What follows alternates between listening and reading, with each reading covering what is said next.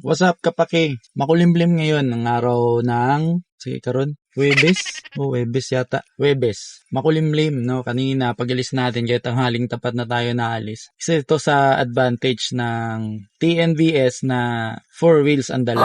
Grab car or in-drive. Kasi, kahit makulimlim, naambon, or tumataligsik, or kahit na umulan, kaya nating maituloy-tuloy yung pamamasada. Naisip ko lang din yung mga MC taxi or motorcycle taxi or yung mga namamasada din na gamit-gamit ang motor. Kasi pag nakulimlim, okay yun kasi hindi masyadong masakit ang biyahe kasi dahil sa tirik na araw. Or isa sa mga kaba sa mga ganitong panahon ay baka bumuhos ang ulan, bumundak ang ulan. Mahirap din sa mga MC taxi or motorcycle na mga namamasada. Ano kaya yung diskarte ng mga namamasada motorsiklo pag ganitong panahon or lalo na pag umaambon or naulan? Kasi ako dati as pasahero, hindi rin naman ako nagbubook ng motor pag alanganin yung panahon, no? Or lalo na pag umaambon na or lalo na umuulan. So, mapapabook tayo ng 4 wheels niyan. Ito rin yung damang-damang hirap ko dati.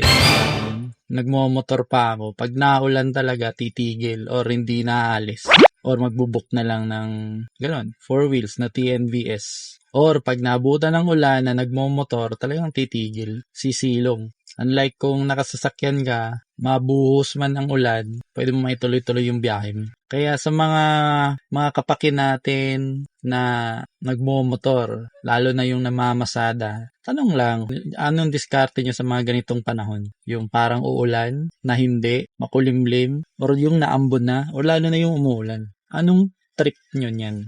Kahit sa hindi na mamamasada, yung nagmomotor, yun din kasi isa sa mga kalaban yung pag motorsiklo tayo. Pero sa ngayon, waiting po ako. Dito ako sa SM Tansa.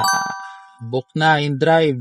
Sa mga walang in-drive app, lalo-lalo na dito sa Cavite, download nyo na yung in-drive app para yung mga lugar dito sa Cavite, may mga considered dead spot kumbaga. Yung parang bihirang-bihira lang yung booking. So, sa lahat ng mga taga Cavite, download nyo in-drive para naman dumami-dami yung pasahero namin dito. Wala pong taxi dito sa Cavite. Magiging komportable kayo sa biyahe nyo pag may in-drive app kayo.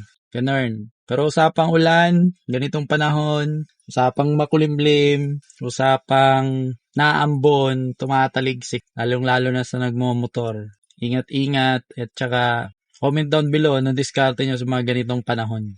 Sana'y okay kayo dyan, maging okay kayo dyan. Ito po si Jan. Daghang salamat!